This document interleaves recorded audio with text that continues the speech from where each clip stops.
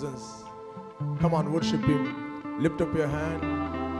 ನಿಮ್ಮ ಹೃದಯ ಪೂರ್ವಕವಾಗಿ ಆತನಿಗೆ ಹೇಳ್ರಿ, ತಂದೆ ನಾವು ನಿನ್ನನ್ನು ಪ್ರೀತಿ ಮಾಡುತ್ತಾ ಇದ್ದೇವೆ. Come on, open your mouth. ನಿಮ್ಮ ಬಾಯನ್ನು ತೆರೆದು ಹೇಳ್ರಿ, ಎಲ್ಲಿ ನೀವು ಇದ್ದೀರಿ.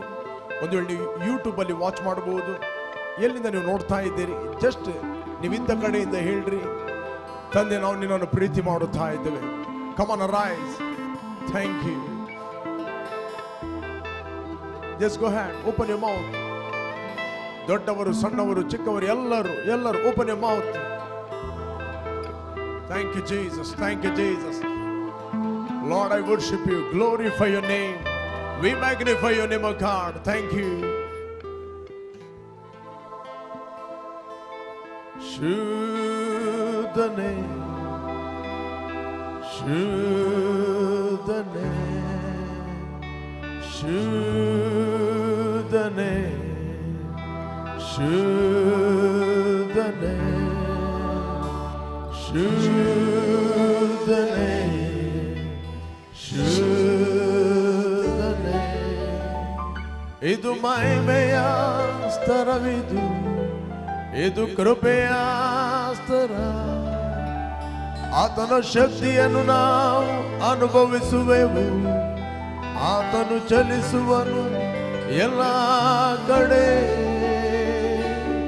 ಶುದ್ಧನೇ ಶುದ್ಧನೇ, ಎಲ್ಲರೂ ಹಿಂದೆ ಮುಂದೆ ಶುದ್ಧನೇ.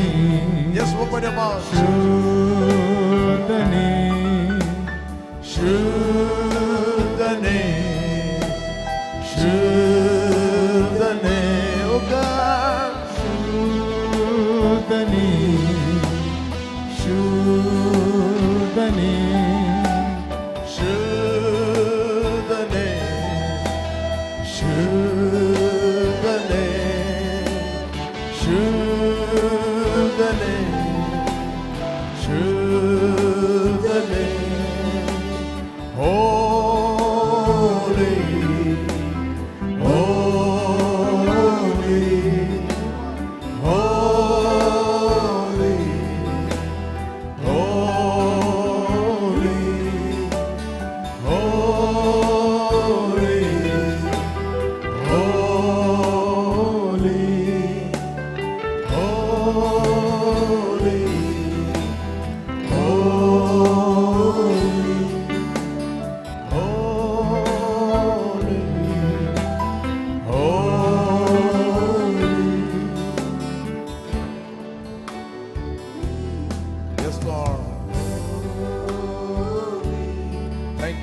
Father, our heart is open, our ears are open, O God.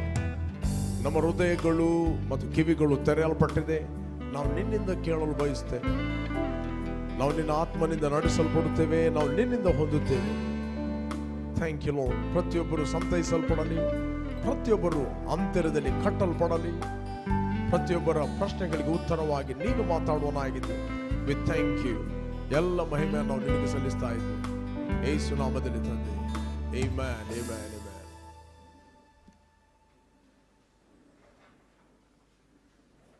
Praise the Lord. Hallelujah. Wow, Brother Jitesh, welcome. Praise God. ಸಂತೋಷವಾಗಿದ್ದೀರಾ? ಓಕೆ, ಎಷ್ಟು ಮಂದಿ ದೇವರ ವಾಕ್ಯವನ್ನು ಕೇಳಲಿಕ್ಕೆ ರೆಡಿ ಆಗಿದ್ದೀರಿ? ಓಕೆ, ನಮ್ಮ ಮಧ್ಯದಲ್ಲಿ ದೇವ ಸೇವಕರಾದ ಆಲ್ಫ್ರೆಡ್ ಇದ್ದಾರೆ. ಅವರು ದೇವರ ವಾಕ್ಯವನ್ನು ಶೇರ್ ಮಾಡಲಿಕ್ಕಿದ್ದಾರೆ. Come, translate Pastor John. Yes, come.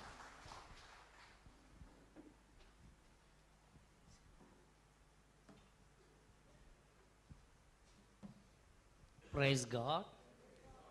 Praise the Lord. It's good to be with you in the house of the Lord. ದೇವರ ಮನೆಯಲ್ಲಿ ನಿಮ್ಮೊಂದಿಗೆ ಇರುವಂತದ್ದು ಬಹಳ ಒಳ್ಳೆಯದಾಗಿದೆ. When we come together, ನಾವು ಯಾವಾಗಲೂ ಒಟ್ಟಾಗಿ ಸೇರಿ ಬರುವಾಗ there's something unique things that happens. ಒಂದು ಸಮಥಿಂಗ್ ಒಂದು ವಿಷಯವು ಯೂನಿಕ್ ಥಿಂಗ್ಸ್, ಪ್ರತ್ಯೇಕವಾದ ಒಂದು ಕಾರ್ಯವು ನಡೆಯುತ್ತದೆ. Unexpected things happens in the body of Christ. ದೇವರ ಸಭೆಯಲ್ಲಿ ನಾವು ನಿರೀಕ್ಷಿಸಲಾರದಂಥ ಸಂಗತಿಗಳು ನಡೆಯುತ್ತದೆ. So only when we will know the uniqueness of God in our life when we come together. ನಾವು ಒಟ್ಟಾಗಿ ಸೇರಿ ಬರುವಾಗ ದೇವರ ಯೂನಿಕ್ನೆಸ್ ನಮಗೆ ಗೊತ್ತಾಗಿ ಬರುತ್ತದೆ. That's why Paul says, ಅದಕ್ಕಾಗಿ ಪೌಲನು ಹೇಳುತ್ತಾನೆ, do not forsake to come together. Forsake to come together. ಒಟ್ಟಾಗಿ ಸೇರಿ ಬರುವಾಗ ಆ ಒಟ್ಟಾಗಿ ಸೇರಿ ಬರುವಂಥದ್ದನ್ನು ಬಿಟ್ಟು ಬಿಡಬೇಡಿ. Why? ಯಾಕೆ? Because something happens unexpectedly. ಯಾಕೆಂದರೆ ನಿರೀಕ್ಷೆ ಇಲ್ಲದ ಸಂಗತಿಗಳು ನೆರವೇರ್ತದೆ. Okay. ಅನನ್ಯ. Praise God. Yes. So something wonderful thing happens in our lives. ನಮ್ಮ ಜೀವಿತದಲ್ಲಿ ಅದ್ಭುತ ಸಂಗತಿಗಳು ಆಗುತ್ತವೆ. How do we know something happens in our life? ನಮ್ಮ ಜೀವಿತದಲ್ಲಿ ಯಾವುದೋ ಒಂದು ಸಂಗತಿಗಳು ನಡೆಯುತ್ತದೆ ಎಂಬುದಾಗಿ ಹೇಗೆ ಗೊತ್ತಾಗುತ್ತದೆ? Only you and you alone knows. ನೀನೊಬ್ಬನೇ ಅದನ್ನು ನಿನಗೆ ಗೊತ್ತಾಗುವಂಥದ್ದು. It is your personal thing that you will witness yourself.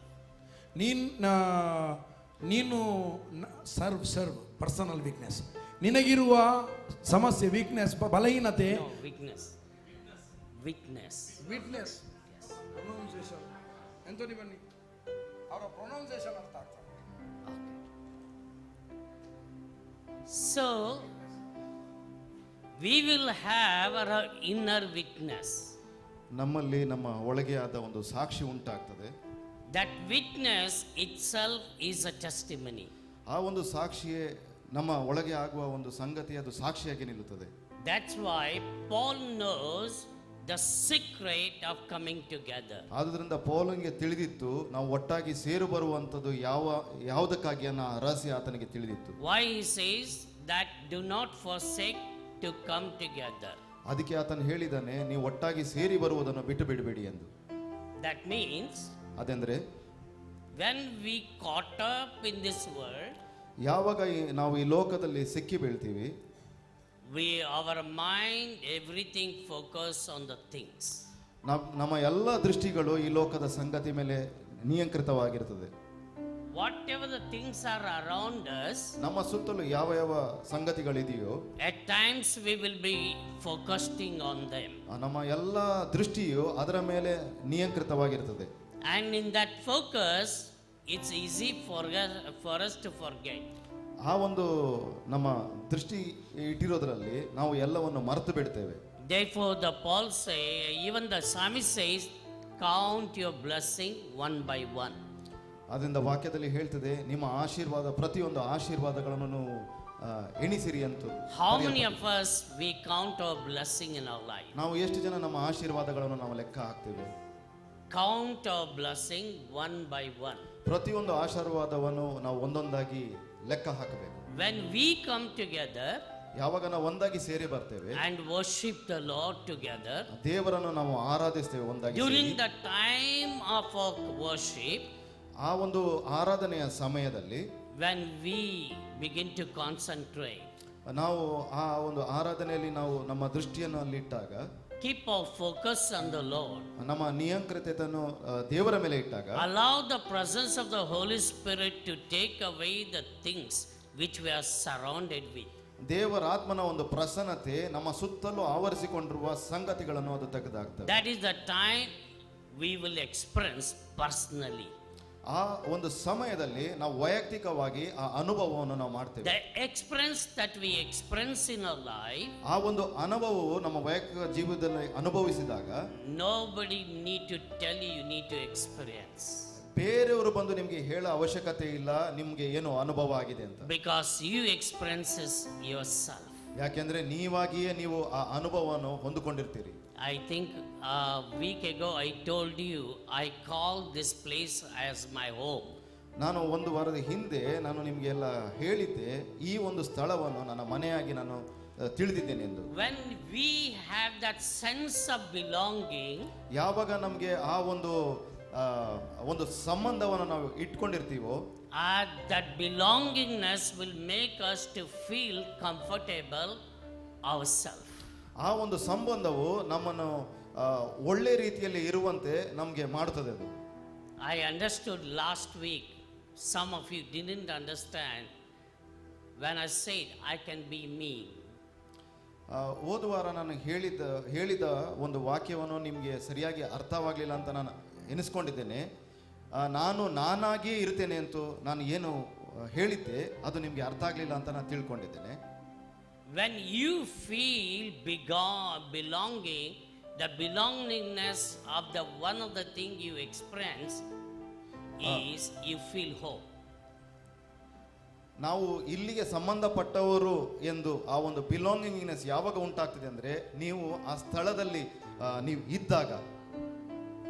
How many of you feel you belong to this place? ಎಷ್ಟು ಜನ ನೀವು ನಂಬುತ್ತೀರಾ ಈ ಸ್ಥಳಕ್ಕೆ ನೀವು ಸಂಬಂಧಪಟ್ಟವರೆಂದು? Do you really feel that you belong? ನೀವು ನಿಜವಾಗಲೂ ಈ ಸ್ಥಳಕ್ಕೆ ಸಂಬಂಧಪಟ್ಟವರೆಂದು ನಂಬ್ತೀರಾ? I didn't hear at all. Oh, now the life has come. ಈಗ ಜೀವ ಬಂದಿದೆ. You woke up from your sleep now. ಈಗ ನಿದ್ದೆಯಿಂದ ಇದ್ದೀರಾ ತರ ಇದೆ. Praise God. Praise the Lord. See, when we call home, ನಾವು ಯಾವಾಗ ಮನೆ ಎಂದು ಕರಿತೇವೆ, it is not easy to say this is my home. ಇದು ನನ್ನ ಮನೆ ಅಂತ ಹೇಳಲಿಕ್ಕೆ ಅದು ಅಷ್ಟು ಸುಲಭವಲ್ಲ. Yesterday in the morning, along with Pastor John, I went to one house. ನಿನ್ನೆ ಮುಂಜಾನೆ ನಾನು ಮತ್ತೆ ಪಾಸ್ಟರ್ ಜಾನ್ ಒಂದು ಮನೆಗೆ ಹೋಗಿದ್ವಿ. And we heard a surprising news. ನಾವೊಂದು ಆಶ್ಚರ್ಯಕರವಾದ ಒಂದು ಸುದ್ದಿಯನ್ನು ನಾವು ಕೇಳಿದ್ವಿ. Our brother Jitish, he visited his house without any pre-information. Jitesh brother ಅವರ ಮನೆಗೆ ಯಾವ ಒಂದು ಇನ್ಫಾರ್ಮೇಶನ್ ಕೊಡದೆ ಅವರು ಮನೆಗೆ ಬಂದರು. And the wife and the mother-in-law was very excited to tell us, my husband is here, my son-in-law is here. ಅವರು ಎಷ್ಟು ಸಂತೋಷ ಪಟ್ಟಿದ್ರು ಅಂತ ಹೇಳಿದ್ರೆ, ಜೀತೇಶ್ ಬ್ರದರ್ ಅವರ ಪತ್ನಿ ಹಾಗೂ ಅವರ ಅತ್ತೆ, ಇಲ್ಲಿ ನನ್ನ ಅಳಿಯ ಬಂದಿದ್ದಾನೆ, ಇಲ್ಲಿ ನನ್ನ ಹಸ್ಬೆಂಡ್ ಬಂದಿದ್ದಾರೆ ಅಂತ ಅಷ್ಟು ಆನಂದದಲ್ಲಿ ಅವರಿಗೆ ತಿಳಿಸಿಕೊಟ್ರು. And the way that you can see their expression of surprise. ಅವರ ಮುಖದಲ್ಲಿ ಆ ಒಂದು ಆಶ್ಚರ್ಯವಾದ ನೋಟವನ್ನು ನಾನು ನೋಡಿದೆ. So I look at them and then again and again I said 3 times to his wife. ನಾನು ಅವರ ಮುಖವನ್ನು ಪುನಃ ನೋಡಿ 3 ಬಾರಿ ಅವರ ಪತ್ನಿಗೆ ನಾನು ಹೇಳಿದೆ. I said, your husband gave you surprise visit. ನಿಮ್ಮ ಹಸ್ಬೆಂಡ್ ಒಂದು ಸರ್ಪ್ರೈಸ್ ವಿಸಿಟ್ ಅನ್ನು, ಆಶ್ಚರ್ಯಕರವಾದ ಒಂದು ಭೇಟಿಯನ್ನು ಕೊಟ್ಟಿದ್ದಾರೆ ಅಂತ. I said to her again, your husband gave you surprise visit. ನಾನು ಪುನಃ ಆಕೆಗೆ ಹೇಳಿದೆ, ನಿನ್ನ ಗಂಡನು ಒಂದು ಆಶ್ಚರ್ಯಕರವಾದ ಒಂದು ವಿಸಿಟ್ ಅನ್ನು ಕೊಟ್ಟಿದ್ದಾನೆ ಅಂತ. I asked him at the end. ಕೊನೆಗೆ ನಾ ಕೇಳಿದೆ. He said he took a decision to be with a family this weekend. ಅವರೊಂದು ನಿರ್ಧಾರವನ್ನು ಮಾಡಿದ್ರು, ಈ ವಾರದ ಕೊನೆಯಲ್ಲಿ ಕುಟುಂಬದ ಜೊತೆಗೆ ಇರಬೇಕೆಂದು ನಿರ್ಧಾರ ಮಾಡಿ ಅವರು ಬಂದರು. Why he did that? ಯಾಕೆ ಅದು ಮಾಡಿದ್ರು? He wanted to tell his wife that you are more precious to me. ಅವರು ಅವರ ಪತ್ನಿಗೆ ಹೇಳಬೇಕಂತ ಬಯಸಿದ್ರು, ಎಲ್ಲದಕ್ಕಿಂತಲೂ ನೀನು ಅಮೂಲ್ಯಳವನು. I don't know whether he could verbalize and tell her or not. ಅವರ ಬಾಯಲ್ಲಿ ಅದನ್ನ ಸ್ಪಷ್ಟವಾಗಿ ಹೇಳಲಿಕ್ಕೆ ಆಗ್ತದೋ ಏನೋ ಗೊತ್ತಿರಲಿಲ್ಲ. But the Lord revealed to me that what was in his heart. ಆದರೆ ಆತನ ಹೃದಯದಲ್ಲಿ ಏನಿತ್ತಂತ ದೇವರು ನನಗೆ ಪ್ರಕಟಿಸಿದ. When you as a church members, ನೀವು ಒಂದು ಸಭೆಯ ಮೆಂಬರ್ ಆಗಿ, ಸದಸ್ಯರಾಗಿ, or when you belong to the body of Christ, ನೀವೆಲ್ಲರೂ ಕ್ರಿಸ್ತನ ದೇಹಕ್ಕೆ ಸಂಬಂಧಪಟ್ಟವರು, when you feel in the body of Christ, this is my home. ಯಾವಾಗ ನೀವು ಕ್ರಿಸ್ತನ ದೇಹದಲ್ಲಿ ಇದ್ದುಕೊಂಡು ಇದು ನನ್ನ ಮನೆ ಎಂದು ತಿಳಿದುಕೊಳ್ಳುತ್ತೀರೋ, wherever you go, ಎಲ್ಲಿ ಹೋದರೂ ನೀವು, wherever you may be, ಎಲ್ಲಿ ನೀವು ಇದ್ದರೂ ಕೂಡ, you know where your heart will be. ಆದರೆ ನಿಮಗೆ ಗೊತ್ತು ನಿಮ್ಮ ಹೃದಯವು ಎಲ್ಲಿರ್ತದೆ ಅಂತ. Where you belong, you know it. ನೀವು ಎಲ್ಲಿ ಸೇರಲ್ಪಟ್ಟವರು ಎಂದು ನಿಮಗೆ ತಿಳಿದಿರ್ತದೆ.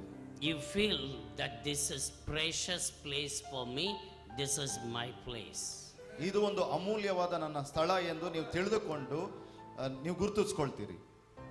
That's why Jesus also said, Where your treasure is, there your heart is. ಅದಕ್ಕೆ ಕೂಡ ಯೇಸು ಸ್ವಾಮಿ ಹೇಳಿದ್ರು, ಎಲ್ಲಿ ನಿನ್ನ ಕಣ್ಣಿದೆಯೋ ಅಲ್ಲೇ ನಿನ್ನ ಹೃದಯವಿರುತ್ತದೆ ಅಂತ. Treasure is not only money or gold and wealth, riches.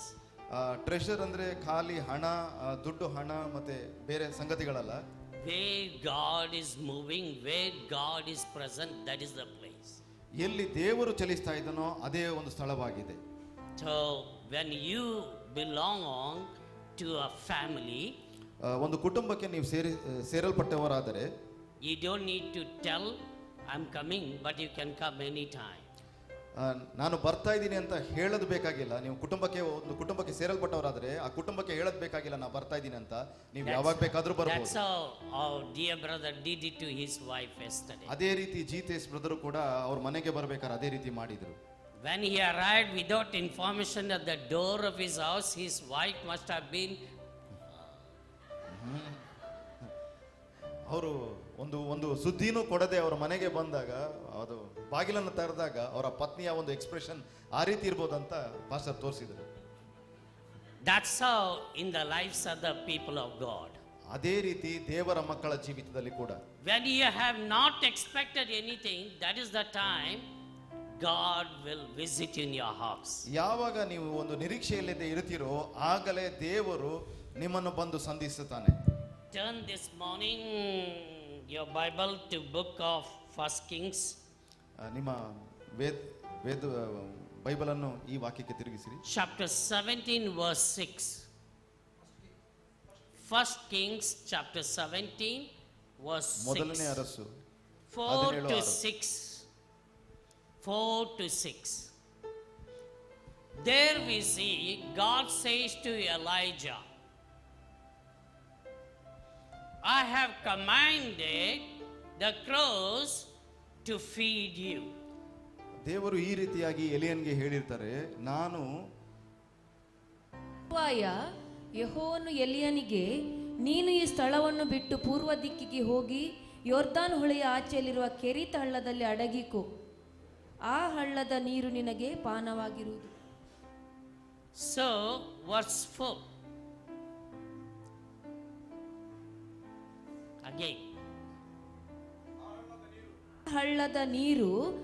ಆ ಹಳ್ಳದ ನೀರು ನಿನಗೆ ಪಾನವಾಗಿರುವುದು, ನಿನಗೆ ಆಹಾರ ತಂದು ಕೊಡಬೇಕೆಂದು ಕಾಗೆಗಳಿಗೆ ಆಜ್ಞಾಪಿಸಿದ್ದೇನೆ ಎಂದು ಹೇಳಿದನು. So God says to Elijah the prophet, ದೇವರು ಪ್ರವಾದಿಯಾದ ಎಲೀಜನಿಗೆ ಈ ರೀತಿಯಾಗಿ ಹೇಳ್ತಾರೆ, I have commanded the crow to feed you. ನಾನು ಕಾಗೆಗಳಿಗೆ ನಿನಗೆ ಆಹಾರವನ್ನು ನೀಡಲು ಅಪ್ಪಣೆಯನ್ನು ಕೊಟ್ಟಿದ್ದೇನೆ ಅಂತ ಹೇಳ್ತಾರೆ.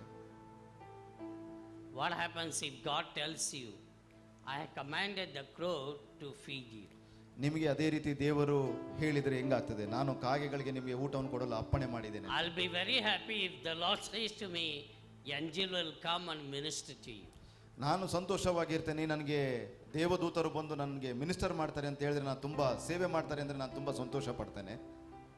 If Jesus appears to me and speaks to me, I will be very happy. ಯೇಸು ಸ್ವಾಮಿ ನನ್ನ ಹತ್ರ ಬಂದು ನನ್ನೊಂದಿಗೆ ನಾನು ಮಾತಾಡಿದ್ರೆ ನಾನು ತುಂಬಾ ಸಂತೋಷ But ಪಡ್ತೇನೆ. unexpectedly, if God says, I am sending the crow to minister to you. ದೇವರು ಅದೇ ರೀತಿಯಲ್ಲಿ ನಾನು ನಿನಗೆ ಸೇವೆ ಮಾಡ್ಲಿಕ್ಕಾಗಿ ಒಂದು ಕಾಗೆಯನ್ನು ಕಳಿಸ್ತೀನಿ ಅಂತ ಹೇಳಿದ್ರೆ, Elijah the prophet already spoke the word of the Lord to the king. ಎಲೈಜ ಪ್ರವಾದಿಯು ಈಗಾಗಲೇ ಅರಸನ ಹತ್ರ ಮಾತಾಡಿ ಆಗಿತ್ತು. And this is the time he is trying to hide from the person. ಇವಾಗ ಅವನು ಅದೇ ಅರಸನಿಂದ ಅವನು ಅಡಿಗೆ ಕೂತಿದ್ದಾನೆ. And he doesn't want to be seen after he delivered the word of the Lord. ಆ ದೇವರ ವಾಕ್ಯವನ್ನು ಆತನಿಗೆ ತಿಳಿಸಿಕೊಟ್ಟಾದ್ಮೇಲೆ ಅವನ ಕಣ್ಣಿಗೆ ಬೀಳಬಾರದಂತ ಅಡಿಗೆ ಕೂತಿದ್ದಾನೆ. Because he had the fear of his life. ಆತನಿಗೆ ಆತನ ಜೀವದ ಒಂದು ಭಯವಿತ್ತು. Today, if I speak the truth, many people don't like me. ಅದೇ ರೀತಿಯಲ್ಲಿ ನಾನು ಸತ್ಯವನ್ನು ಮಾತಾಡಿದ್ರೆ ಅನೇಕ ಜನ ನಾನು ಇಷ್ಟಪಡುವುದಿಲ್ಲ. Even in abroad, same thing. ಹೊರ ದೇಶದಲ್ಲೂ ಕೂಡ ಅದೇ ರೀತಿಯಾಗಿ. But some of the churches who really accept me, I belong to them. Whether I give them warning, no warning, they accept me.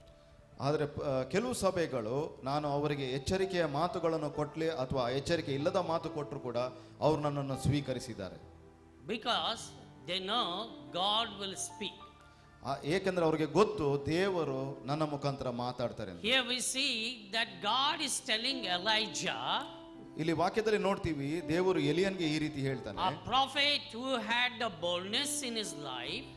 ಆ ಪ್ರವಾದಿಗೆ ಒಂದು ಧೈರ್ಯವಿತ್ತು ಆತನ ಜೀವಿತದಲ್ಲಿ. He was not a face pleaser. ಮೊಕಸ್ತುತಿ ಮಾಡುವಂತ ಪ್ರವಾದಿ ಅಲ್ಲ.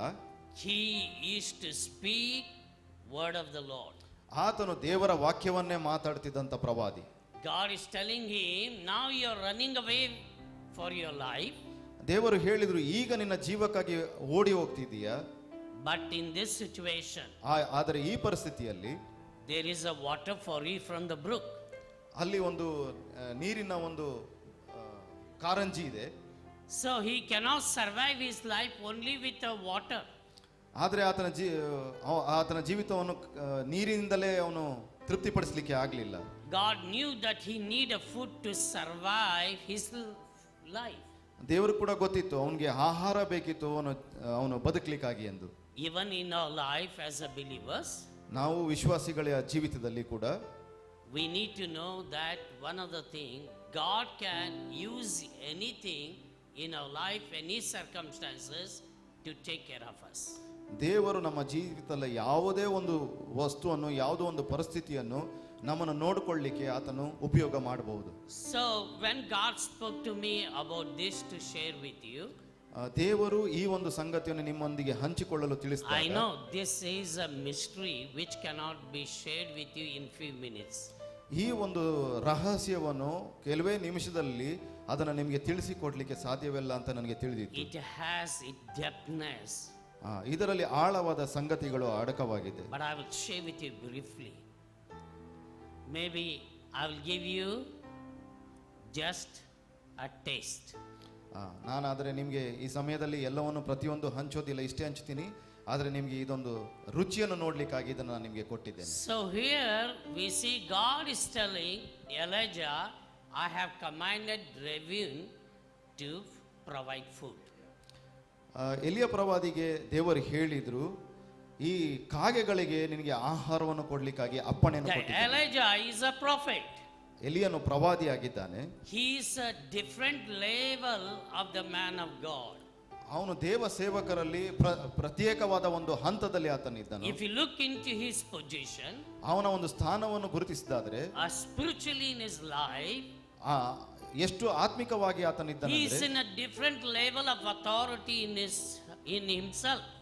ಆತನ ಪ್ರತ್ಯೇಕವಾದ ಒಂದು ಅಧಿಕಾರವುಳ್ಳ ಸ್ಥಾನದಲ್ಲಿ ಆತನಿದ್ದಾನೆ. After he delivered the word of the Lord, ಆತನು ಆ ದೇವರ ವಾಕ್ಯವನ್ನು ಅಲ್ಲಿ ತಿಳಿಸಿಕೊಟ್ಟಾದ ನಂತರ, while he is running away for his own life, ಆ ತಿಳಿಸಿಕೊಟ್ಟ ನಂತರ ಅವನು ಆತನ ಜೀವಿತಕ್ಕಾಗಿಯೇ ಜೀವ ಭಯದಿಂದ ಓಡಿ ಹೋಗ್ತಾ ಇದ್ದಾನೆ.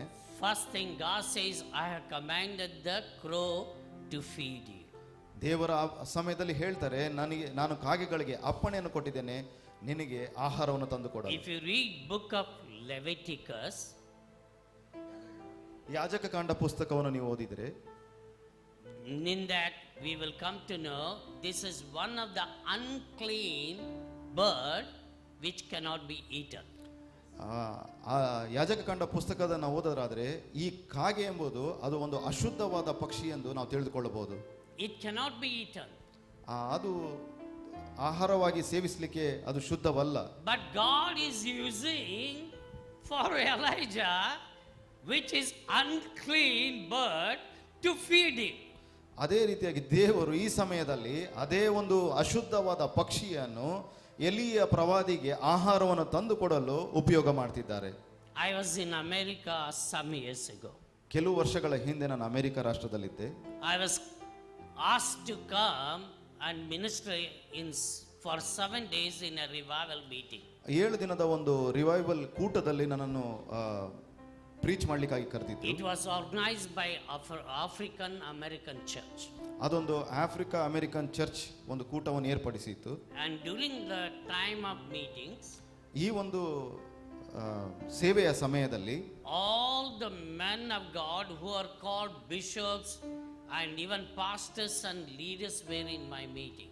ಅನೇಕ ಬಿಷಪ್ಸ್ಗಳು, ಪಾಸ್ಟರ್ಗಳು, ದೇವ ಸೇವಕರು ಆ ಮೀಟಿಂಗ್ ಅಲ್ಲಿ ಪಾಲ್ಗೊಂಡಿದ್ರು. Some of them were my friends. ಕೆಲವರು ನನ್ನ ಸ್ನೇಹಿತರು ಕೂಡ ಇದ್ರು. And during that time, ಈ ಸಮಯದಲ್ಲಿ when I came and stood before the people, ಯಾವಾಗ ನಾನು ಬಂದು ಜನರ ಮುಂದೆ ಬಂದು ನಿಂತನೋ, the Lord said to me, ದೇವರು ನನಗೆ ತಿಳಿಸಿದರು, my son, today I want you to do differently. ನನ್ನ ಮಗನೇ, ಈ ದಿನದಲ್ಲಿ ನೀನು ಒಂದು ವಿಧವಾದ ಸಂಗತಿಯನ್ನು ನೀನು ಮಾಡಬೇಕಂತ ತಿಳಿಸಿದರು. You're going to speak only 10 minutes in this meeting. ಈ ಒಂದು ಮೀಟಿಂಗ್ ಅಲ್ಲಿ ನೀನು 10 ನಿಮಿಷ ಮಾತ್ರ ನೀನು ಮಾತಾಡ್ತಿ. Not 9 minutes. 9 ನಿಮಿಷ ಅಲ್ಲ. Not 11 minutes. 11 ನಿಮಿಷ ಕೂಡ ಅಲ್ಲ. 10 minutes. 10 ನಿಮಿಷವೇ.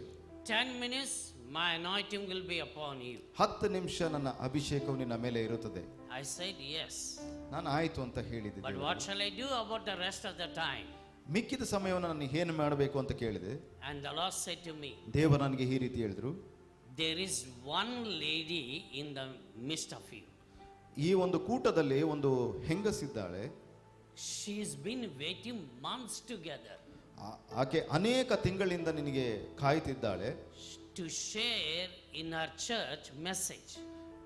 ಆಕೆ ಈ ಸಭೆಯಲ್ಲಿ ಆಕೆ ಒಂದು ಮೆಸೇಜ್ ಅನ್ನು ಕೊಡಬೇಕಾಗಿ ಅನೇಕ ತಿಂಗಳಿಂದ ವೇಟ್ I ಮಾಡ್ತಿದ್ದಾಳೆ. spoken to her and given to her the revelation to share. ದೇವರು ಹೇಳಿದ್ರು, ನಾನು ಮಾತಾಡಿದ್ದೇನೆ, ಆಕೆ ಯಾವ ಪ್ರಕಟಣೆ, ಯಾವ ಮೆಸೇಜ್ ಅನ್ನು ಆಕೆ ಶೇರ್ ಮಾಡಬೇಕೆಂದು ನಾನು ಆಕೆಗೆ ಕೊಟ್ಟಿದ್ದೇನೆ ಅಂತ ತಿಳಿಸಿದ್ರು. And I will tell you, pick up her and ask her to come and speak. ನಾನು ಹೇಳ್ತಾ ಇದ್ದೇನೆ, ಆ ಹೆಂಗಸನ್ನು ನೀನು ಕರೆದು ಆಕೆಯನ್ನೇ ಮಾತಾಡ್ಲಿಕ್ಕಾಗಿ ನೀನು ಹೇಳು ಅಂದು. Her pastor was sitting like this. ಅವ್ರ ಪಾಸ್ಟರ್ ಕೂಡ ಇಲ್ಲಿ ಮುಂದೆ ಕುಳಿತಿದ್ರು. She is a doctor. ಆ ಹೆಂಗಸು ಒಂದು ಡಾಕ್ಟರ್ ಆಗಿದ್ಲು. She is a medical doctor. ಆಕೆ ಮೆಡಿಕಲ್ ಡಾಕ್ಟರ್ ಆಗಿದ್ದಾಳೆ. I picked her. ಅವರನ್ನು ನಾನು ಕರೆದೆ. I don't know her. ಆಕೆ ಬಗ್ಗೆ ನನಗೆ ಗೊತ್ತಿಲ್ಲ.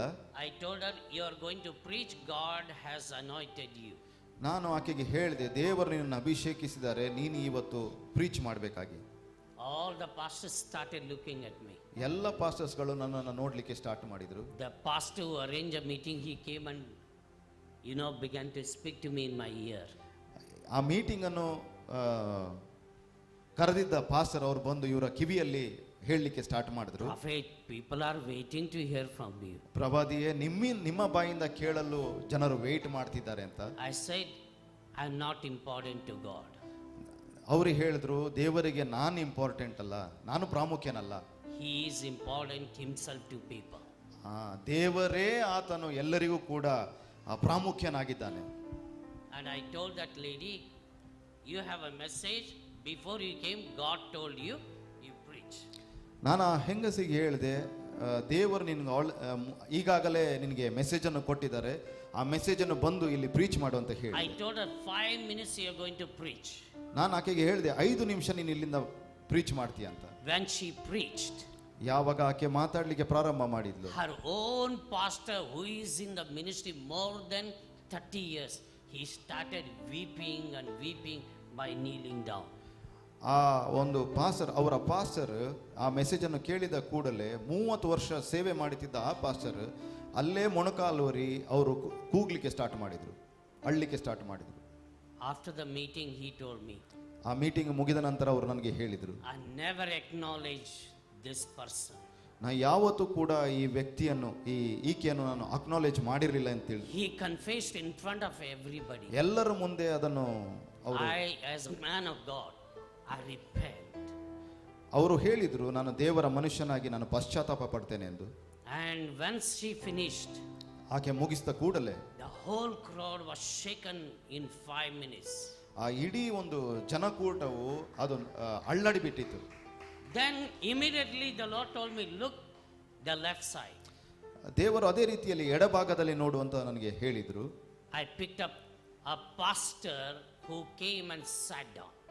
ಒಂದು ಪಾಸ್ಟರ್ ಅಲ್ಲಿ ಬಂದು ಕುಳಿತಿದ್ರು, ಅವ್ರನ್ನ ನಾನು ಎಬ್ಬಿಸಿದೆ.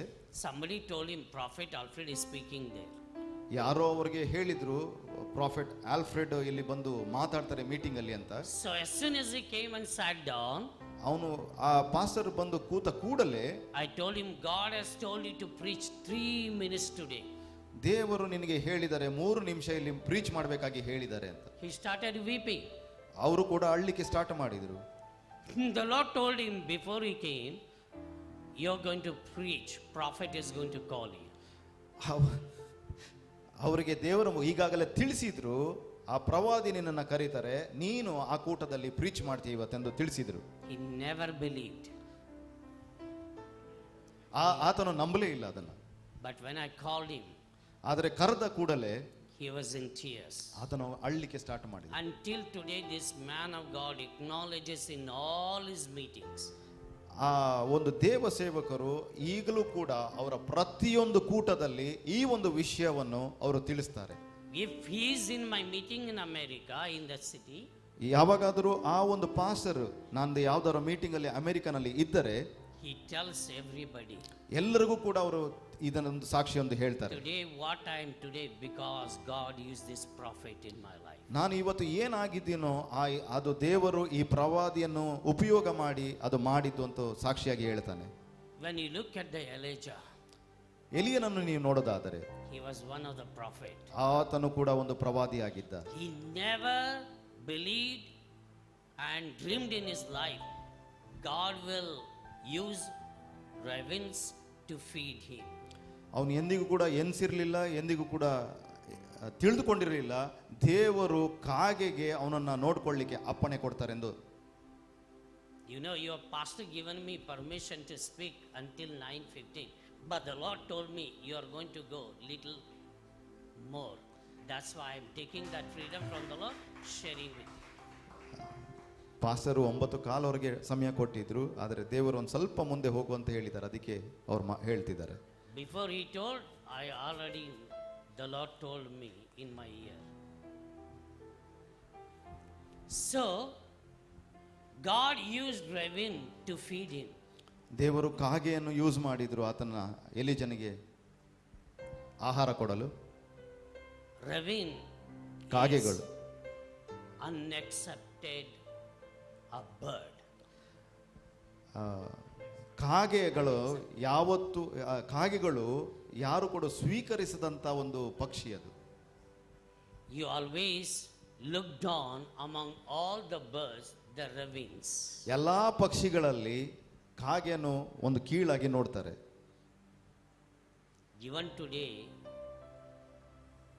many times God will use the people whom we look down in our lives. ನಾವು ಯಾರ್ಯಾರನ್ನ ನಾವು ಕೆಳಗೆ ನೋಡಿದ್ದೀವೋ ಅಂತ ಒಂದು ವ್ಯಕ್ತಿಗಳನ್ನೇ ನಮ್ಮ ಜೀವಿತಕ್ಕಾಗಿ ದೇವರು ಉಪಯೋಗ ಮಾಡ್ತಾರೆ.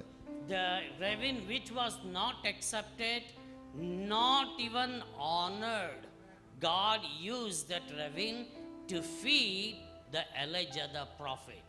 ಯಾವ ಕಾಗೆಯನ್ನು ಗುರುತಿಸ್ಲಿಲ್ವೋ, ಯಾವ ಕಾಗೆಗೆ ಅದು ಒಂದು ಗೌರವವಾದ ಸ್ಥಾನ ಇರಲಿಲ್ವೋ, ಅದೇ ಕಾಗೆನ ದೇವರು ಎಲಿಯನಿಗೆ ಆಹಾರವನ್ನು ತರಲು ಉಪಯೋಗಿಸಿದರು. The crow was rejected among all the birds. ಎಲ್ಲಾ ಹಕ್ಕಿಗಳಲ್ಲಿ ಕಾಗೆ ಒಂದು ತಳ್ಳಲ್ಪಟ್ಟ ಹಕ್ಕಿ. Even in our lives, we might be rejected by many people. ನಮ್ಮ ಜೀವಿತದಲ್ಲಿ ಅನೇಕರಿಂದ ನಾವು ತಳ್ಳಲ್ಪಟ್ಟಿವರಾಗಿರಬಹುದು. But God will never reject you. ಆದರೆ ದೇವರು ನಿನ್ನೆಂದಿಗೂ ತಳ್ಳಿಬಿಡುವುದಿಲ್ಲ. God could use the crow to feed Elijah. He can use anybody, anyone in our lives to minister to us. ದೇವರು ಎಲಿಯನಿಗೆ ಆಹಾರ ಕೊಡಲು ಕಾಗೆಯನ್ನು ಉಪಯೋಗ ಮಾಡಿದಾಗೆ ಯಾರನ್ನು ಬೇಕಾದರೂ ನಮ್ಮ ಜೀವಿತಕ್ಕೆ ಉಪಯೋಗ ಆಗುವಂತೆ ದೇವರು ಉಪಯೋಗ ಮಾಡಬಹುದು. Even the one that we look down, God will use to minister to us. ಯಾರು ನಾವು ಕೀಳಾಗಿ ನೋಡಿದ್ದೀವೋ ಅವರನ್ನೇ ದೇವರು ಉಪಯೋಗ ಮಾಡ್ತಾರೆ ನಮ್ಮ ಸೇವೆಗಾಗಿ. Even the one that we are unexpected will be used in our lives. ಯಾರ ಮೇಲೆ ನಮಗೆ ನಿರೀಕ್ಷೆ ಇಲ್ಲವೋ ಅವರನ್ನು ಕೂಡ ದೇವರ ಉಪಯೋಗ ಮಾಡ್ತಾರೆ ನಮ್ಮ ಸೇವೆಗಾಗಿ. God used the crow of unexpected bird to become expected in his situation to minister to him. ಕಾಗೆಯು ಅದು ಅನಿರೀಕ್ಷಿತವಾದ ಒಂದು ಹಕ್ಕಿಯಾಗಿತ್ತು, ಅದರ ಮೇಲೆ ಯಾವ ನಿರೀಕ್ಷೆ ಇರಲಿಲ್ಲ. ಅಂತ ಒಂದು ಹಕ್ಕಿಯನ್ನೇ ದೇವರು ಈ ಒಂದು ಪರಿಸ್ಥಿತಿಯಲ್ಲಿ ಉಪಯೋಗ ಮಾಡಿದರು. God will use in our circumstances in which are unacceptable. even favorable, those things to become a favorable in our lives. ನಮ್ಮ ನಮ್ಮ ಪರಿಸ್ಥಿತಿಗಳಲ್ಲಿ ಯಾವುದರ ಮೇಲೆ ನಮ್ಮ Unaccepted, unfavorable unfavourable situations. Okay ನಮಗೆ ಏನಂತಾರೆ ಕನ್ನಡದಲ್ಲಿ? ಅನ್ಎಕ್ಸ್ಪೆಕ್ಟೆಡ್, ಯಾವುದು ನಿರೀಕ್ಷೆ ಇಲ್ಲದಂತಹ right. ಇಲ್ಲದಂತಹ ಒಂದು ಪರಿಸ್ಥಿತಿಗಳನ್ನು ಕೂಡ ದೇವರು ನಾವು ಯಾವುದನ್ನು ತಿರಸ್ಕರಿಸಿರ್ತೀವೋ ಅದನ್ನ ಕೆಳಗೆ ನೋಡಿರ್ತೀವೋ ಆ ಸಂಗತಿಗಳನ್ನು ಯೂಸ್ ಮಾಡ್ತಾರೆ ನಮಗಾಗಿ. Unfavorable, unacceptable. In those situations, God will use unfavorable those things to become a favorable for us. ಯಾವ ಸಂಗತಿ ಮೇಲೆ ನಮಗೆ ನಿರೀಕ್ಷೆ ಇಲ್ಲದೆ ಇರ್ತೀವೋ, ಯಾವುದು ಅನ್ಫೇವರಬಲ್ ಆಗಿರ್ತದೋ ಅದನ್ನೇ ಫೇವರಬಲ್ ಆಗಿ ನಮ್ಮ ಮೇಲೆ ದೇವರು ಯೂಸ್ ಮಾಡ್ತಾರೆ. I know that you didn't get it in your spirit. ಇದು ನಿಮ್ಮ ಆತ್ಮಕ್ಕೆ ಇಳಿಲಿಲ್ಲ ಅಂತ ನಾನು ತಿಳ್ಕೊಳ್ತೀನಿ. Now I am telling you once again right now. ಪುನಃ ನಾನು ನಿಮಗೆ ಬಿಡಿಸಿ ಹೇಳ್ತೇನೆ. Unfavorable, unacceptable in your situation, God will those situations to become a favorable in your lives. ಬಯಸಲಿಕ್ಕೆ ಇಲ್ಲದಂತ ಒಂದು ಪರಿಸ್ಥಿತಿಯಲ್ಲಿ, ಆಗದಂತ ಪರಿಸ್ಥಿತಿಯಲ್ಲಿ ಆ ಪರಿಸ್ಥಿತಿಗಳನ್ನು ನಿಮಗೆ ಒಳ್ಳೆದನ್ನು ಮಾಡಲಿಕ್ಕೆ ದೇವರು ಅದನ್ನ ಯೂಸ್ ಮಾಡ್ತಾರೆ. Whichever the circumstances you might be today, ಯಾವುದೇ ಒಂದು ಪರಿಸ್ಥಿತಿ ನಿಮ್ಮ ಜೀವಿತದಲ್ಲಿ ಇವತ್ತು your ಇರಬಹುದು, circumstances at present is unfavorable in your lives. ಈ ದಿನದ ಒಂದು ಪರಿಸ್ಥಿತಿಗಳು ನಿಮಗೆ ಎಣಿಸ್ಲಿಕ್ಕಾಗಿರದಂತ ಒಂದು ಪರಿಸ್ಥಿತಿಗಳಿರಬಹುದು, Unacceptable in your lives. ನಿಮಗೆ ನಿರೀಕ್ಷೆ ಇಲ್ಲದಂತ ಪರಿಸ್ಥಿತಿಗಳು ಇರಬಹುದು. But God will turn those each one of the situation in your life and the family. ಆದರೆ ದೇವರು ಆ ಪ್ರತಿಯೊಂದು ಸ್ಥಿತಿಗಳನ್ನು ನಿಮ್ಮ ಒಳ್ಳೆಯದಕ್ಕಾಗಿ ಅದನ್ನು ಮಾಡ್ತಾರೆ ದೇವರು. Brother told correctly now. Praise God. Praise the Lord.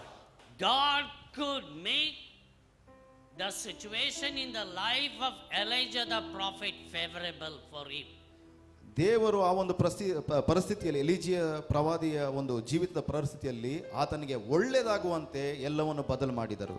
Elijah being a Jewish man, he is not supposed to accept the food from the crow. ಎಲಿಯ ಪ್ರವಾದಿ ಒಂದು ಯಹೂದಿ ಆಗಿರೋದ್ರಿಂದ ಅವರು ಕಾಗೆಯಿಂದ ಸಿಕ್ಕಿದಂತ ಒಂದು ಆಹಾರವನ್ನು ಅವರು ಸ್ವೀಕರಿಸದಂತೆ ಇರಲಿಲ್ಲ. It's my humility to give you a cautioning word today. ಆದರೆ ನಾನು ತಗ್ಗಿಸಿಕೊಂಡು ಈ ಒಂದು ಎಚ್ಚರಿಕೆಯ ಮಾತನ್ನು ನಿಮಗೆ ತಿಳಿಸಬೇಕಾಗಿ ನಾನು ಬಯಸ್ತೇನೆ. Never allow the self-righteous attitude in your life to hinder you to be used by the Lord and unfavorable people in your life to become a favorable. ನಿಮ್ಮ ಸ್ವನೀತಿವಂತಿಕೆಯನ್ನು ಯಾವತ್ತೂ ದೇವರು ನಿಮ್ಮ ಉಪಯೋಗ ಮಾಡದ ರೀತಿಯಲ್ಲಿ ಅದನ್ನ ಅಡ್ಡಿ ಮಾಡುವಂತೆ ನೀವು ಆಗಬೇಡಿ. When we as a believers, if you are not careful, when we grow in the Lord, we become so self-righteous, and the self-righteousness will hinder the blessing that God wants to bless us favorably in our lives. ನಾವು ವಿಶ್ವಾಸಿಗಳಾಗಿ ದೇವರಲ್ಲಿ ಇದ್ದುಕೊಂಡು ನಮ್ಮ ಸ್ವನೀತಿಯಿಂದ ನಾನು ನಡೀತಾ ಇದ್ದರೆ ದೇವರು ನಮ್ಮ ಪರಿಸ್ಥಿತಿಗಳನ್ನು ಬದಲಾಯಿಸಲಿಕ್ಕಾಗಿ ಮಾಡಬೇಕಾಗಿದ್ದ ಒಳ್ಳೆ ಸಂಗತಿಗಳು ಅದು ಮಾಡಲಿಕ್ಕೆ ಆಗುವುದಿಲ್ಲ. This morning, if I would have had an opportunity, I would have picked 3 people in this crowd whom God has anointed you to share message.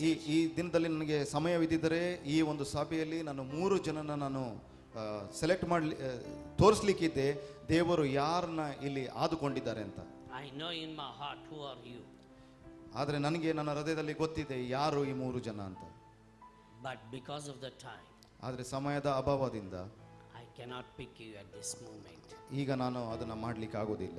One of you here, you may not be an seen person among the people, but God knows your heart. ಆದರೆ ಇಲ್ಲಿ ಒಬ್ಬರು ವ್ಯಕ್ತಿ ಕೂತಿದ್ದೀರಾ, ನಿಮಗೆ ಜನರು ನಿಮ್ಮನ್ನು ಇಟ್ಟಿಲ್ಲ, ಆದರೆ ದೇವರು ನಿಮ್ಮನ್ನು ಗುರುತಿಸಿದ್ದಾನೆ. But God knows. ಆದರೆ each ದೇವರಿಗೆ one of our ಗೊತ್ತಿದೆ, hearts. ಪ್ರತಿಯೊಬ್ಬರ ಹೃದಯವನ್ನು ದೇವರು ತಿಳಿದಿದ್ದಾನೆ. Brother, this one. Many people have rejected you in your life. ಅನೇಕ ಜನರು ನಿಮ್ಮನ್ನು ತಿರಸ್ಕರಿಸಿದ್ದಾರೆ. Many people have written you off. ಅನೇಕ ಜನರು ನಿಮ್ಮನ್ನ ರಿಟರ್ನ್ ಆಫ್ ಮಾಡಿದ್ದಾರೆ. They think that you are used for nothing. ಯಾವುದಕ್ಕೂ ಪ್ರಯೋಜನ ಇಲ್ಲ ಅಂತ ಜನರು ತಿಳಿದಿದ್ದಾರೆ. But remember, God has planned for you. ಆದರೆ ತಿಳಿದುಕೊಳ್ಳಿ, ದೇವರು ನಿಮಗೆ ಒಂದು ಉದ್ದೇಶ ಇಟ್ಟಿದ್ದಾರೆ. He will use unfavorable circumstances to become a favorable in your life. Favour ಇಲ್ಲದಿರುವ ಜಾಗದಲ್ಲಿ ದೇವರು ನಿಮಗೆ ಫೇವರ್ ಅನ್ನು ಉಂಟು ಮಾಡ್ತಾರೆ. When you look at the circumstances around you, ಪರಿಸ್ಥಿತಿ, ನಿಮ್ಮ ಸುತ್ತಲಿರುವ ಪರಿಸ್ಥಿತಿಗಳು ನೀವು ನೋಡಿದ್ರೆ which are not favorable to you, ಅದು ನಿಮಗೆ ಯುಕ್ತವಾಗಿಯೇ ಇಲ್ಲ. but God has His hand upon your life. ಆದರೆ ದೇವರ ಹಸ್ತ ನಿಮ್ಮ ಮೇಲೆ ಇದೆ. Even though when you are looking for something which are not working in your favor, God will turn those things in your favor in the coming days. ಯಾವ ಸಂಗತಿಗಳು ನೀವು ದೃಷ್ಟಿ ಇಟ್ಟು ನೋಡ್ತಿದ್ದೀರಾ ಅದು ನಿಮ್ಮ ಫೇವರ್ ಅಲ್ಲಿ ವರ್ಕ್ ಆಗ್ತಿಲ್ಲ, ಆದರೆ ದೇವರು ನಿಮ್ಗೆ ಎಲ್ಲವನ್ನು ನಿಮ್ಗೆ ಒಳ್ಳೆದಾಗಿ ಮಾರ್ಪಡಿಸ್ತಾರೆ. That sister who is sitting that side, God says to you that He has not forgotten you. ದೇವರು ನಿಮ್ಮನ್ನ ಮರ್ತಿಲ್ಲ ಅಂತ ದೇವರು ನಿಮ್ಗೆ ತಿಳಿಸ್ತಿದ್ದಾರೆ. He knows the valley of tears that you have gone through in your personal life. ನಿಮ್ಮ ವೈಯಕ್ತಿಕ ಜೀವಿತದಲ್ಲಿ ನೀವೇನು ದುಃಖಗಳು ಹಾದು ಹೋಗಿದ್ದೀರಾ ಅವರು ತಿಳಿದಿದ್ದಾರೆ ದೇವರಿಗೆ. Your life is not finished yet. ನಿಮ್ಮ ಜೀವಿತ ಇನ್ನೂ ಮುಗುದಿಲ್ಲ. God has begun the work in you and you will see things are going to turn around in your life. ದೇವರು ನಿಮ್ಮ ಜೀವಿತದಲ್ಲಿ ಕಾರ್ಯ ಮಾಡಲು ಪ್ರಾರಂಭ ಮಾಡಿದರೆ ದೇವರು ಅದನ್ನ ನಿಮ್ಮ ಜೀವಿತದಲ್ಲಿ The miracle is waiting in your family. Miracle. ಒಂದು ಅದ್ಭುತವು ನಿಮ್ಮ ಕುಟುಂಬದಲ್ಲಿ ಕಾಯ್ತಾ ಇದೆ. God will perform the miracle in your life. ದೇವರು ನಿಮ್ಮ ಕುಟುಂಬದಲ್ಲಿ ಒಂದು ಅದ್ಭುತವನ್ನು ಮಾಡ್ತಾರೆ. And expect that miracle of God in your life. ಆ ದೇವರ ಒಂದು ಅದ್ಭುತಕ್ಕಾಗಿ ನೀವು ಎಕ್ಸ್ಪೆಕ್ಟ್ ಮಾಡಿ. I'll give only 1 minute to brother. I don't know what he has in his heart. He's supposed to tell. You tell and hand over the mic to Prof. Tell.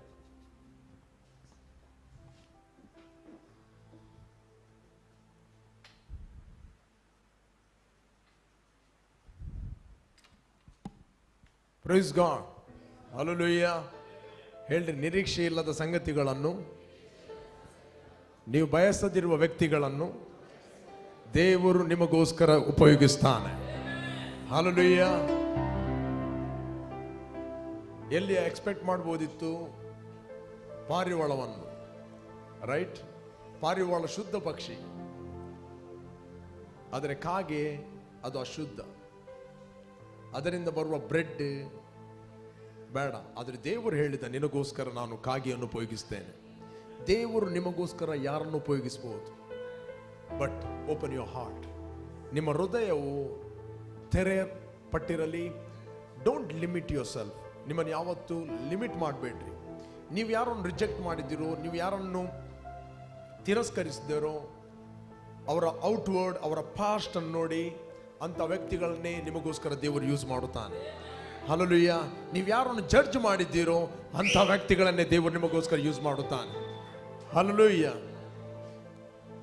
ಅದೇ ರೀತಿ ಕಾಗೆ ಅಂತ ನಿಮ್ಮ ಜೀವಿತದಲ್ಲಿ ಇರಬಹುದು, ನಿಮ್ಮನ್ನೆಲ್ಲರೂ ರಿಜೆಕ್ಟ್ ಮಾಡಿರಬಹುದು, ಆದರೆ ದೇವರು ನಿಮ್ಮನ್ನು ರಿಜೆಕ್ಟ್ ಮಾಡಲಿಲ್ಲ.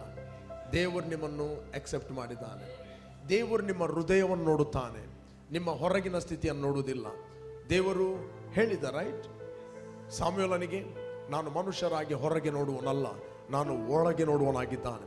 ಅದರಿಂದೆಲ್ಲ ನಾವು ದೇವರ ಸನ್ನಿಧಾನ ನಿಂತ್ಕೊಳ್ಳುವ. Praise God. ಏನು ಪ್ರಾಫೆಟ್ ಅವರು ಇಲ್ಲಿ ಮಾತಾಡಿದ್ದಾರೆ, this the prophetic message to the church. Praise God. ನಿಮಗೂ ಮತ್ತು ನೀವು ಯಾರಿಂದ ಬಯಸ್ತಾರೆ ಅವರಿಗೂ. ಕೇಳ್ತಾ ಇದ್ದೀರಾ? ಒಂದು ವೇಳೆ ನೀವು, ನಾನು ಯಾವುದಕ್ಕೆ ಪ್ರಯೋಜನ ಇಲ್ಲದವ, ನನ್ನನ್ನು ಯಾರು ಉಪಯೋಗಿಸ್ತಿಲ್ಲ, ನನ್ನನ್ನೆಲ್ಲರೂ ರಿಜೆಕ್ಟ್ ಮಾಡಿದ್ದಾರೆ, ನೀನು ಎಲ್ಲರಿಗೂ ಬೇಕಾದ ವ್ಯಕ್ತಿ ಆಗಿದೆ. ಇವತ್ತಿನಿಂದ ಹೇಳ್ರಿ, ನಾನು ಎಲ್ಲರಿಗೂ ಬೇಕಾದ ವ್ಯಕ್ತಿ ಆಗಿದ್ದೇನೆ. I am very very important person. Number 1. Number 2, ನೀವು ಯಾರನ್ನು ರಿಜೆಕ್ಟ್ ಮಾಡಿದಿರೋ, ನೀವು ಯಾರನ್ನು ಎಕ್ಸ್ಪೆಕ್ಟ್ ಮಾಡಲಿಲ್ಲವೋ ಅಂಥವ್ರನ್ನೇ ದೇವರು ನಿಮಗೋಸ್ಕರ ಯೂಸ್ ಮಾಡುತ್ತಾನೆ. The 2021 hallelujah. ಕಾಗೆಯ ಇನ್ನೊಂದು ಗುಣ ಏನಂತ ಹೇಳಿದ್ರೆ ಅದು ಜಿಪುಣ ಪಕ್ಷಿ. Praise God. Not only unclean ಒಂದು ಸೈಡಲ್ಲಿ, ಇನ್ನೊಂದು ಜಿಪುಣ. ಇಂಥ ಜಿಪುಣರನ್ನು ದೇವರು ನಿಮಗೋಸ್ಕರ ಯೂಸ್ ಮಾಡುತ್ತಾನೆ. ಹಲ್ಲೆಲೂಯಾ. ನೀವು ಬಯಸಲೇ ಇಲ್ಲ, ಆದರೆ ಅವರಿಗೆ ಹೇಳಲಿಕ್ಕೆ ತುಂಬ ಇತ್ತು, ಟೈಮ್ ಲಿಮಿಟೇಷನ್ ಇತ್ತು. Praise God. ಆದರೆ ನಿಮಗೆ ಮೆಸೇಜ್ ಸಿಕ್ಕಿತ್ತು ಮತ್ತು ನೀವು ಮನೆಗೆ ಹೋಗಿ ಓದಿ ಹೆಚ್ಚಾಗಿ ದೇವರಿಂದ ಕೇಳಿಕೊಳ್ಳ್ರಿ, ದೇವರು ನಿಮ್ಮ ಹತ್ರ ಮಾತಾಡುತ್ತಾನೆ. ಓಕೆ, ಈಗ ಮುಖ್ಯವಾದ ಸಮಯಕ್ಕೆ ನಾವು ಬಂದಿದ್ದೇವೆ. ನಿಮ್ಮ ಕಾಣಿಕೆಯನ್ನು ನಿಮ್ಮ ಕೈಯಲ್ಲಿ ತೆಗೆದುಕೊಳ್ಳ್ರಿ, ನಿಮ್ಮ ಅಮೂಲ್ಯವಾದ ಕಾಣಿಕೆಯನ್ನು. We are going to pray for you. Thank you Lord, thank you Father. Lord, we worship you and glorify your name, O God. ಕರ್ತನೇ, ಭೂಮಿಯು ಅದರಲ್ಲಿರುವ ಸಮಸ್ತವು ಅದು ನಿನ್ನದಾಗಿದೆ. Thank you. ನೀನು ಕೊಟ್ಟದ್ದನ್ನೇ ನಾನು ನಿಮಗೆ ಕೊಡ್ತಾ ಇದ್ದೇವೆ. ಇದು ನಿನಗೆ ಇಷ್ಟ ಯಜ್ಞ, ಸುಗಂಧ ವಾಸನೆ. ಅದಕ್ಕೋಸ್ಕರ ನಿನಗೆ ನಾವು ಕೃತಜ್ಞತೆಯನ್ನು ಸಲ್ಲಿಸ್ತಾ ಇದ್ದೇವೆ. Thank you Lord. ನಿನ್ನ ಅಮೂಲ್ಯವಾದ ಮಕ್ಕಳಿಗೋಸ್ಕರ ನಾನು ಸ್ತೋತ್ರವನ್ನು ಸಲ್ಲಿಸ್ತಾ ಇದ್ದೇನೆ. ಯಾವ ಸಂಗತಿಗಳು ಅವರ ಜೀವಿತದಲ್ಲಿ ಸ್ಟಕ್ ಆಗಿದೆಯೋ, ಫೈನಾನ್ಸ್ ಅಥವಾ ಎನಿಥಿಂಗ್, ಗುಡ್ ಥಿಂಗ್ಸ್, ಡಾಕ್ಯುಮೆಂಟ್, ಏನೇ ಸ್ಟಕ್ ಆದ ಎಲ್ಲ ಸಂಗತಿಗಳನ್ನು ಯೇಸುವಿನ ನಾಮದಲ್ಲಿ ನಾವು ಅದನ್ನು ಬಿಡುಗಡೆ ಮಾಡ್ತಾ ಇದ್ದೇವೆ. Release it in the name of Jesus. We thank you, Lord, for the ministering angels of God. Thank you, Lord, your good supply. Thank you, Lord, your anointing. Thank you, Lord, your grace. ಕರ್ತನೆ, ಇದು ನಿನಗೆ ಇಷ್ಟ ಯಜ್ಞವಾಗಿದೆ. ನಮ್ಮ ಕಾಣಿಕೆಯಿಂದ ನಿನ್ನ ನಾವು ಆರಾಧಿಸ್ತಾ ಇದ್ದೇವೆ. Come on, worship him. Thank you, Jesus. Thank you. ಎಲ್ಲ ಮಹಿಮೆಯನ್ನು ನಾವು ನಿನಗೆ ಸಲ್ಲಿಸ್ತಾ ಇದ್ದೇವೆ ಯೇಸು ನಾಮದಲ್ಲಿ ತಂದೆ. Amen. Amen.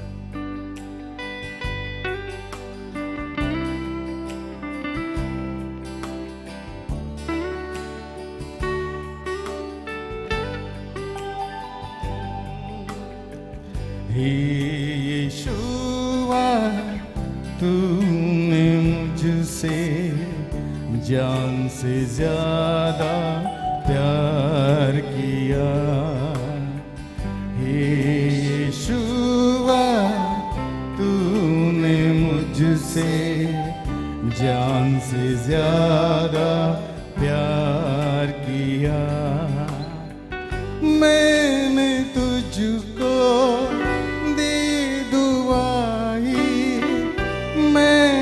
तुझको दी दुआई, तूने चंगा किया. हे यीशुआ, तूने मुझसे जान से ज्यादा प्यार किया. मांगा जब भी मैंने तुझसे, प्यार से तूने दे दिया.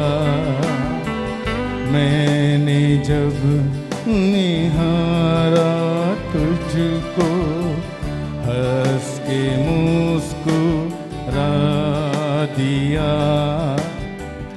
मेरे खातिर सूली पर तूने, मेरे खातिर सूली पर तूने जानू अपनी गवा दिया.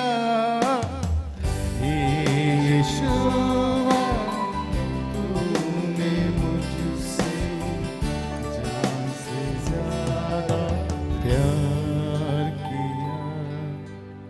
Okay, praise God. ಬ್ರದರ್ ಮೆಲ್ವಿನ್ಗೆ ಒಂದು ಚಪ್ಪಾಳೆ ತಟ್ರಿ.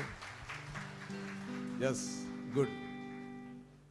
ಯಾರು ನೀವು ಫಸ್ಟ್ ಟೈಮ್ ಈ ವರ್ಡ್ ವಿಕ್ಟರಿ ಸಭೆಗೆ ನೀವು ಬಂದಿದ್ದೀರಿ, ನೀವಿದ್ದ ಸ್ಥಳದಲ್ಲಿ ನೀವು ನಿಲ್ಲಬೇಕಾಗಿ ನಾನು ಕೇಳಿಕೊಳ್ತೇನೆ. Yes, those who are come first time. Okay okay, Yesu ಕ್ರಿಸ್ತನ ಹೆಸರಿನಲ್ಲಿ the word of victory church ನಿಮ್ಮನ್ನು ಸ್ವಾಗತಿಸ್ತಾ ಇದೆ.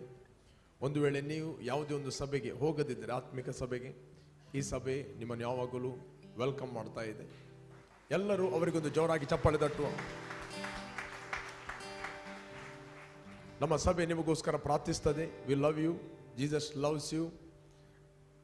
ಮತ್ತೆ ಒಂದು ವೇಳೆ ನೀವು ಯಾವ ಸಭೆಗೆ ಹೋಗದಿದ್ದರೆ ಈ ಸಭೆ ನಿಮಗೆ ವೆಲ್ಕಮ್ ಮಾಡ್ತದೆ. Come.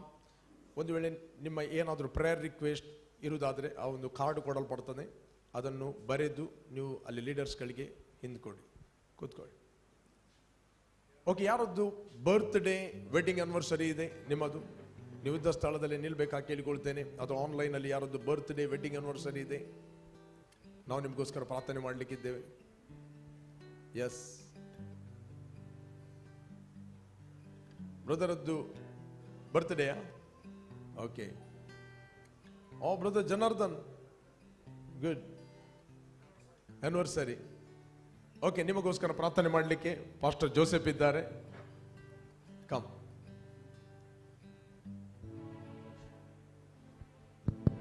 Father, we thank you in the mighty name of Jesus, oh God. We commit these precious people into your mighty hand. Thank you for their life, oh God. I pray those who are celebrating the birthdays will release your hand in the name of Jesus, oh God. Let the favor of God shine upon their life. Let them see the glory of God in their life, oh God. They will never be the same. Your steps are ordained by the Lord. The goodness of God shine upon your life. Surely goodness and mercy shall shine upon your life. Lord, I pray over the precious ones, those who are celebrating the wedding anniversary. We bless them. We speak the goodness of God. We speak the anointing of the Lord shine in their life. Be blessed in every area. Every plan and purpose of God be fulfilled, oh God. Thank you, Lord. Those who are watching online also, we bless them also, God. Thank you, Lord, for the hand of God upon their life too. All the glory, praise to you in Jesus' mighty name. Amen. Amen, amen, amen, amen. Praise God. Already time ಆಯಿತು. ನಮ್ಮ ಸಭೆಯ ಕಾರ್ಯಕ್ರಮ ಹೀಗಿದೆ. Every Sunday morning 8 o'clock first service ಇರ್ತದೆ. 8 ಗಂಟೆಯಿಂದ 9ವರೆಗೆ. ಎರಡನೇ ಆರಾಧನೆ 10 ಗಂಟೆಯಿಂದ 11:15 ತನಕ ಇರ್ತದೆ. ಮತ್ತು ಆನ್ಲೈನ್ ಸರ್ವಿಸ್ ಇರ್ತದೆ. Praise God. ಶುಕ್ರವಾರ, ಪ್ರತಿ ಶುಕ್ರವಾರ ಸಂಜೆ 6 ಗಂಟೆಯಿಂದ 8 ಗಂಟೆ ಈವ್ನಿಂಗ್ ಸರ್ವಿಸ್ ಇರ್ತದೆ. ಮತ್ತು ಎವ್ರಿ ಡೇ 7 o'clock ನಾನು ಆನ್ಲೈನಲ್ಲಿ ಮಾತಾಡ್ತಾ ಇದ್ದೇನೆ. ಬನ್ನಿ, ನೀವು ಜಾಯ್ನ್ ಆಗಿರಿ. ನೆಕ್ಸ್ಟ್ ಸಂಡೇ ಎಲ್ಲ ಲೀಡರ್ಸ್ಗಳು, ಸೆಲ್ ಲೀಡರ್ಸ್ಗಳು ಅವರು ಸೆಕೆಂಡ್ ಸರ್ವಿಸಿಗೆ ಬನ್ನಿರಿ. 12 ಗಂಟೆಗೆ 12:15 ಲೀಡರ್ಸ್ ಮೀಟಿಂಗ್ ಇದೆ. ನೀವು ಜಾಯ್ನ್ ಆಗಿ ಬನ್ನಿ. ಮತ್ತು ಯಾರು ನೀವು ಹೊಸಬರಾಗಿ ಬರ್ತಾ ಇದ್ದೀರಿ, ಒಂದು ವೇಳೆ ನಿಮ್ಮ ಮನೆಗೆ ವಿಸಿಟ್ ಮಾಡಬೇಕು ಅಥವಾ ನಿಮಗೆ ಏನಾದರೂ ಕೌನ್ಸಿಲ್ ಬೇಕು, ನೀವು ಕಾಲ್ ಮಾಡ್ಬೋದು. ಅಲ್ಲಿ ನಂಬರ್ ಕೊಡಲ್ಪಟ್ಟಿದೆ, ನೀವು ಕಾಲ್ ಮಾಡಿರಿ. ಒಂದು ವೇಳೆ ನಾನು ಬರದಿದ್ದರೂ ನಾನು ಕೆಲವೊಂದು ಕಳಿಸ್ತೇನೆ. ಟೈಮ್ ಇದ್ದರೆ ನಾನು ಬರ್ತೇನೆ, ವಿಸಿಟ್ ಮಾಡ್ತೇನೆ ನಿಮಗೆ. ಮತ್ತು ನಾನು ಬರದಿದ್ದರೂ ಪಾಸ್ಟರ್ ಜಾನ್ ಇದ್ದಾರೆ, ಪಾಸ್ಟರ್ ಜೋಸೆಫ್ ಇದ್ದಾರೆ. Praise God. ಸಭೆ ಬೆಳೀತಿರುವಾಗ ನನಗೊಬ್ಬನಿಗೆಲ್ಲ ಕಡೆ ಹೋಗಲಿಕ್ಕೆ ಆಗೋದಿಲ್ಲ. ಅದಕ್ಕೋಸ್ಕರ ನನ್ನ ಪರವಾಗಿ ಅವರಿರುವುದು. Praise God. ಕೆಲವರು ಎಕ್ಸ್ಪೆಕ್ಟ್ ಬರ್ತಾರೆ 3 ಪಾಸ್ಟರ್ಗಳು ಒಟ್ಟಿಗೆ ಬರಲಿ ಅಂತ. Praise God. ಅವರು ಬರುವುದಂದ್ರೆ ನಾನು ಬರುವುದು. Praise God. ಕೆಲವರದ್ದು ಪಾಸ್ಟರ್ ಜೋಸೆಫ್ ಅವರು ಮಾತ್ರ ನನಗೆ ಮೆಸೇಜ್ ಮಾಡಿದ್ರು, ನೀವು ಮಾಡಲಿಲ್ಲ ಅಂತ. ಅದಕ್ಕೆ ಅವರಿರುವುದು. ಅವರು ಮಾಡಿದಂದ್ರೆ ನಾನೇ ಮಾಡಿದ್ದು. Praise God. ಪಾಸ್ಟರ್ ಜಾನ್ ಮಾಡಿದ್ರಂದ್ರೆ ನಾನೇ ಮಾಡಿದ ಹಾಗೆ. ಓಕೆ. ಒಂದು ವೇಳೆ ಸಭೆಯಲ್ಲಿ ಸ್ಟ್ರಾಟರ್ಜಿ ಇಲ್ಲ, ಅದು ಕೇವಲ 1 man ಶೋ ಮಾಡ್ತಾ ಇದ್ದಾನೆ, ಅದು ಬೆಳೆಯುವುದಿಲ್ಲ. ಅದರ ಲಿಮಿಟ್ ಅಷ್ಟೇ. Praise God. ಅದಕ್ಕೋಸ್ಕರ ವರ್ಡ್ ಆಫ್ ವಿಕ್ಟರಿ, ಹೊಸೊಬ್ಬರು ಬಂದಿರಿ, ಪ್ರತಿಯೊಬ್ಬರಿಗೆ ನಿಮಗೆ ರೆಸ್ಪಾನ್ಸಿಬಿಲಿಟಿ ಇದೆ. Function in the body of Christ. Praise God. Next Sunday meeting ಇರ್ತದೆ. You are all bless. ನಾವೆಲ್ಲರೂ ದೇವರ ಸನ್ನಿಧಾನ ನಿಂತ್ಕೊಳ್ಳುವ. Thank you Jesus. Thank you Lord. ಕರ್ತನೆ, ಸ್ತುತಿ ಆರಾಧನೆಯ ಮೂಲಕ ನೀನು ಮಹಿಮೆ ಹೊಂದಿದ್ದಿ. ಅದಕ್ಕೋಸ್ಕರ ಸ್ತೋತ್ರ. ನಿನ್ನ ಮಕ್ಕಳು ಮನಪೂರ್ವಕವಾಗಿ ನಿನ್ನನ್ನು ಆರಾಧನೆ ಮಾಡಿದ್ದಾರೆ. ಕೆಲವರು ಆನ್ಲೈನಲ್ಲಿ ಆರಾಧನೆ ಮಾಡಿದ್ದಾರೆ. ಒಂದು ವೇಳೆ ಅವರು ಶರೀರದಲ್ಲಿ ದೂರ ಇದ್ದರು, ಆತ್ಮದಲ್ಲಿ ನಮ್ಮ ಒಟ್ಟಿಗೆ ಇದ್ದಾರೆ. Thank you Father. There is no time, there is no distance in the realm of the spirit. ಕರ್ತನೆ, ನಿನ್ನ ಸೇವಕನ ಮೂಲಕ ಪ್ರೊಫೆಟಿಕ್ ಆಗಿ ಈ ಸಭೆಯಲ್ಲಿ ಕಂಫರ್ಟ್ ಆಗಿ, ಸಂತೈಸುವಿಕೆ ಆಗಿ ಎಲ್ಲರ ಹತ್ರ ನೀನು ಮಾತಾಡಿದ್ದಿ. ಎಲ್ಲರನ್ನು ನೀನು ಉಪಯೋಗಿಸ್ತಿ. ಎಲ್ಲರೂ ನಿನಗೆ ಬೇಕಾಗಿದ್ದಾರೆ ಮತ್ತು ಎಲ್ಲರಿಗೂ ಕರ್ತನೆ ಎಲ್ಲರೂ ಬೇಕಾಗಿದ್ದಾರೆ. ಅದಕ್ಕೋಸ್ಕರ ನಾವು ಸ್ತೋತ್ರವನ್ನು ಸಲ್ಲಿಸ್ತಾ ಇದ್ದೇವೆ. Thank you Father. ಕರ್ತನೆ, ಇವರು ಹೋಗುವಾಗ ಬರುವಾಗ ಇವರಿಗೆ ಶುಭ ಉಂಟಾಗಲಿ. ಈ ವಾರದಲ್ಲಿ ಅವರು ಯಾರಿಗೆ ಮೀಟ್ ಆಗುತ್ತಾರೋ ಅವರೆಲ್ಲರಿಗೆ ದೈವಿಕವಾದ ಸಮಾಧಾನವು ಉಂಟಾಗಲೆಂದು ಪ್ರಾರ್ಥಿಸ್ತಾ ಇದ್ದೇನೆ. ಸರಿಯಾದ ವ್ಯಕ್ತಿಗಳು ಸರಿಯಾದ ಸಮಯದಲ್ಲಿ ಅವರು ಆತ್ಮಿಕವಾಗಿ ಗೈಡ್ ಮಾಡಲು ಅವರಿಗೆ ಕನೆಕ್ಟ್ ಆಗಲಿ. ನಿನ್ನ ಚಿತ್ತವಿಲ್ಲದ ಯಾವ ವ್ಯಕ್ತಿ ಕೂಡ ಅವರಿಗೆ ಕನೆಕ್ಟ್ ಆಗದಂತೆ ಪ್ರೊಟೆಕ್ಟ್ ಆಗಲಿ. ಒಂದು ವೇಳೆ ಅವರು ದೂರ ಪ್ರದೇಶಕ್ಕೆ ಪ್ರಯಾಣಕ್ಕೆ ಹೋಗುವುದಾದರೆ ಅಥವಾ ಫಾರಿನ್ ಕಂಟ್ರಿಗೆ ಹೋಗುವುದಾದರೆ ಅವರು ಪ್ರೊಟೆಕ್ಟ್ ಆಗಲಿ.